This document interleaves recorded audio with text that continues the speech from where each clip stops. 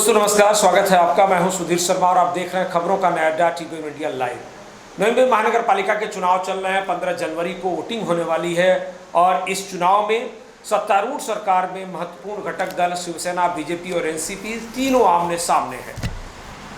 किसका जोर है, क्या चुनौतियां हैं, किस तरह के मुद्दे हैं और किस विजन को लेकर कैंडिडेट्स जा रहे हैं जनता के बीच में, तमाम सवाल हैं। उन सवालों का जवाब हम जानने का प्रयास करें। इस वक्त हमारे साथ मौजूद हैं प्रभाग 14 से शिवसेना के अधिकृत कैंडिडेट सविता रामचंद्र सांगले जी, जो जिनके प्रचार के लिए पूरी जोर आजमाइश चल रही है। पूरा हिंदीभाषी समाज उनके समर्थन में इस वक्त खड़ा है। किस तरह की चुनौती है बीजेपी के सामने, इसी पर हम बातचीत करेंगे। जो कैंडिडेट हैं शिवसेना की सविता रामचंद्र सांगले जी, उनके पति हैं डॉक्टर रामचंद्र सांगले जी, इनसे हम बातचीत करेंगे। आप जनता के बीच में सीधे जा रहे हैं, आप यहीं पर नियमित तौर पर आते हैं, किस तरह का रिस्पांस आपको मिल रहा है और जनता कैसे आपको भरोसा जता रही है? जय महाराष्ट्र जी। सर, यहाँ पे मैं 25 साल से आरोग्य सेवा दे रहा हूँ। पवने गांव की जी समस्या है मैं नज़दीक से देखा हूँ। यहाँ पे बहुत सारी समस्या ऐसी है जो सामने वाले पार्टी ने की नहीं है, उसके ऊपर मेरा ज़्यादा फोकस रहेगा। मैं जनता से हर घर में मैं जा रहा हूँ और जनता को यहाँ पे बदल चाहिए। इतना साल से लोग परेशान हैं कि जो कैंडिडेट हर बार वो आ रहा है उनसे जो काम नहीं हो पा रहा है, तो वो बदल चाहती है। बहुत अच्छा रिस्पांस है, सब लोग बोल रहे हैं सर बदल के तौर पर, परिवर्तन के तौर पे हम आपके पीछे हैं और रिस्पांस बहुत अच्छा मेरे को मिल रहा है। मैं आपको वादा करता हूँ कि पब्लिक मेरे पीछे है, मतदार मेरे पीछे है और भरघोस वोट से मेरे को जिता देगी। डॉक्टर साहब, क्या मुद्दा है आपका जिसे लेकर आप काम कर रहे हैं और जो आपको दिख रही है कि इसी से जनता परेशान है, इस प्रभाग में परिवर्तन चाहती है? सर, यहाँ से 25 साल से मैं आरोग्य सेवा का काम कर रहा हूँ, तो मैं नज़दीक से देख रहा हूँ यहाँ पे आरोग्य सेवा की भी बहुत सारी कमजोरी है। यहाँ पे दूसरा घरकुल योजना, मतलब हमारा जो खुद का घर है, जो हमारी खुद की जगह है, जो घर हमको खुद को हमारे नाम पे होना चाहिए, वो बड़ा करके हमको मिलना चाहिए। क्योंकि ये फैमिली बढ़ जाती है तो घर छोटे हो जाते हैं। हमको एसआरएस योजना से नहीं जाना है, हमको जो हमारा खुद का घर है उसके ऊपर फोकस करके हमको वो लीगल जगह करने की है और सब लोग को लीगल घर बड़ा करके चाहिए। ये हमारी बड़ी समस्या है। दूसरी हमारी समस्या सर, यहाँ पे पानी की समस्या है, विद्युत की समस्या है, रोजगार की समस्या है, महिलाओं के लिए रोजगार नहीं है, मैदान नहीं है, पार्किंग की समस्या है। तो जो अगले प्रतिनिधि ने जो काम नहीं किया है उसके ऊपर मेरा फोकस रहेगा कि जो समस्या रहेगी उसके पीछे मैं खड़ा करके ये समस्या का मैं ये निकलूंगा, उसका समाधान। तो क्या, जैसे आप कह रहे हैं कि तमाम समस्या है, आपका विजन क्या है इसे बेहतर बनाने के लिए और इन समस्याओं के समाधान के लिए? सर, वही मैं आपको बता रहा हूँ कि लोग यहाँ पे परेशान है कि हमको यहाँ पे जो सुविधा, जो गवर्नमेंट की सुविधा है हमारे तक नहीं पहुँच पा रहे हैं। तो अच्छे रास्ते हो, अच्छे नाले बनाने की कोशिश हो, विद्युत अच्छे हो, जहाँ पे पाइपलाइन जो गटर के बाजू से गई अंदर से जो पीने वाली पाइप है उससे आरोग्य के लिए धोखा होता है, उसके बेहतरीन मेरे को बनाने का है। बाकी तरुण वर्ग के लिए मैं यहाँ पे आईटी पार्क बनने वाले हैं, तो वहाँ पे हर तरुण के लिए रोजगार मिलना चाहिए। उसके लिए क्योंकि हम लोग एक सुशिक्षित उम्मीदवार है और मेरी आज जो पत्नी खड़ी है एक उच्च शिक्षित उम्मीदवार है, मैं खुद डॉक्टर हूँ, तो हमारा खुद का नॉलेज के हिसाब से हम हर बच्चे को नौकरी कैसा मिलेगा, यंग जनरेशन नौकरी में जाएंगे तो घर चलेगा, ये मेरा विजन है सर। आपके खिलाफ जो कैंडिडेट हैं लगातार कई वर्षों से यहाँ पर लोग प्रतिनिधि रहे हैं, तो आप जब जा रहे हैं जनता के बीच में, आपको चुनौती किस तरह की दिख रही है? सर, जनता चाहती है यहाँ पे परिवर्तन चाहिए, क्योंकि गए 10 साल 15 साल से अगर वो कैंडिडेट रह रहा है तो उससे जो काम नहीं हो पाता है वो काम अगले वाला परिवर्तन करने के बाद में आने वाला उम्मीदवार करेगा। उनके मन में है, वो खुद मेरे को सपोर्ट कर रहे हैं। मैं घर घर में जा रहा हूँ और सबका सपोर्ट मेरे को मिल रहा है, सर परिवर्तन होना है। और अभी यहाँ पे जनता ने ठान किया है कि पावना गाँव में परिवर्तन होएगा, हम आपके पीछे है, ये हमारा वादा है, सबने हमारे साथ वादा किया है। आपको कौन कौन से समुदाय का समर्थन मिल रहा है, क्योंकि यहाँ पर अधिकांश उत्तर भारतीय समुदाय रहता है जो खुद पहले से ही परेशान बताया जा रहा है, तो क्या आपको उसका समर्थन मिल रहा है? सर, गांव में से 12 पगड़ जाति यहाँ पे रह रही है। यहाँ से खुद गांव वाले जो है मेरे भाई और मेरी बहनों, वही उनका ही मेरा बहुत बड़े मत से समर्थन मिल रहा है। दूसरी बात, मेरा उत्तर भारतीय जो समाज है वो पूरा इकट्ठा मेरे पीछे खड़ा हो रहा है। जो बाहर पश्चिम महाराष्ट्र हो या अहमदनगर अयानगर की पब्लिक हो, ऑल जो समुदाय है, यो हर समुदाय मेरे पीछे खड़ा रहा है कि हमको परिवर्तन करना है। अगर सविता सांगले जी अगर जीत कराएंगी तो कैसे आप भरोसा जनता को दिलाएंगे कि जो आप वादा कर रहे हैं उस पर खरे उतरेंगे? सर, मैं यही वादा मेरे भाग्यवत पत्नी से मैं करना चाहता हूँ और मेरे तरफ से मैं करना चाहता हूँ कि मैं 25 साल से यहाँ आरोग्य सेवा कर रहा हूँ।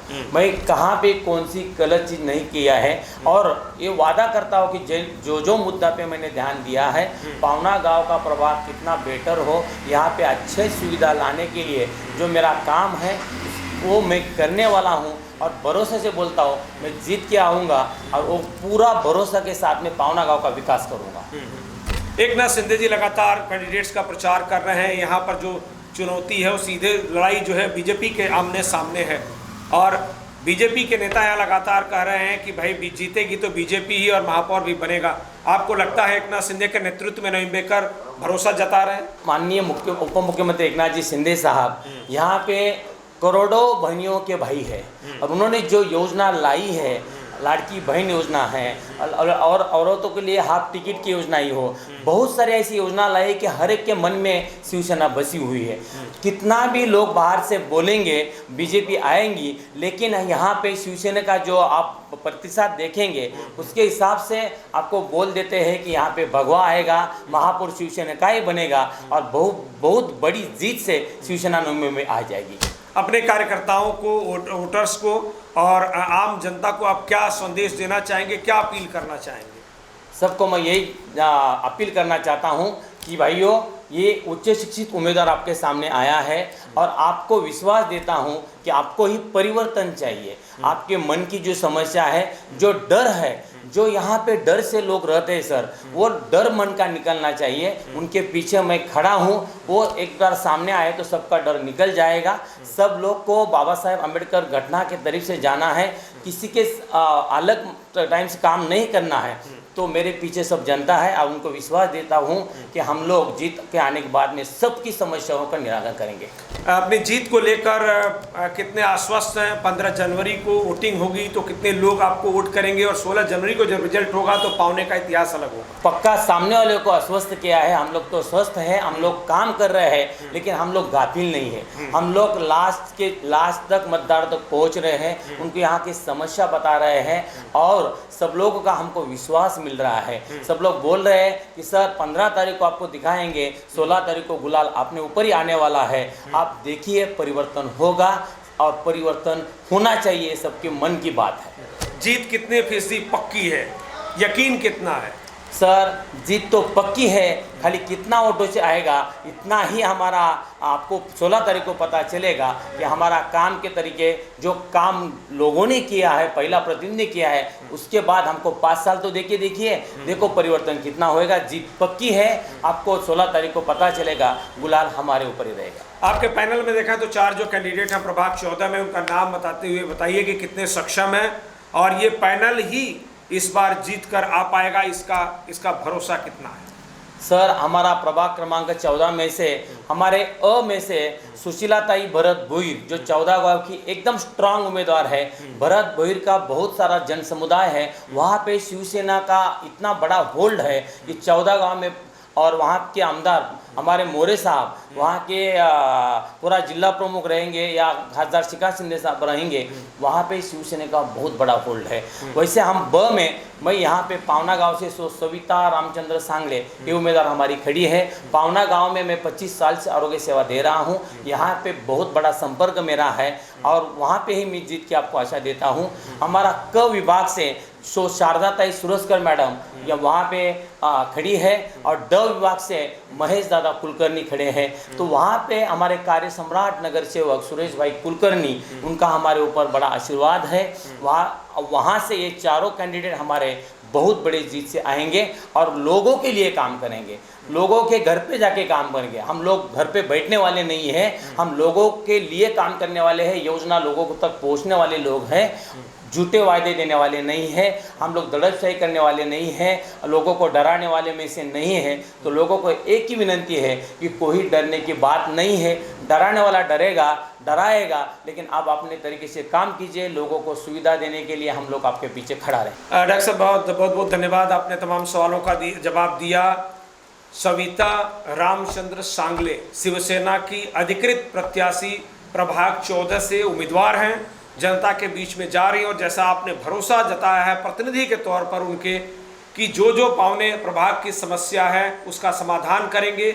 नए विजन के तरफ, नए विजन के लिए जो महिलाएं हैं उनकी सुरक्षा को लेकर, उनके रोजगार को लेकर, युवाओं को नौकरी देने को लेकर, स्किल डेवलपमेंट को लेकर या स्पोर्ट्स में उन्हें आगे बढ़ाने को लेकर, यहाँ की पानी प्रदूषण, पार्किंग की समस्या के समाधान के लिए आप निश्चित तौर पर काम करेंगे। जो आपने वादा किया है कि अगर जीत कर आएंगे तो उस भरोसे को कायम रखेंगे जो आपने इनके ऊपर जताया है। हम उम्मीद करते हैं कि जब 15 जनवरी को वोट पड़ेगा तो आप इन समस्याओं को, इन मुद्दों को ध्यान में रखते हुए एक आदर्श मतदाता के तौर पर अपने लिए आदर्श प्रतिनिधि का चुनाव करेंगे और लोकशाही को मजबूत करेंगे।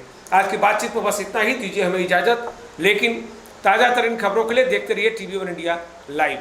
नमस्कार। लेटेस्ट अपडेट्स और ताज़ा तरीन खबरों के लिए TV1 इंडिया लाइव को सब्सक्राइब कीजिए और नोटिफिकेशन पाने के लिए बेल आइकॉन को दबाना मत भूलिए।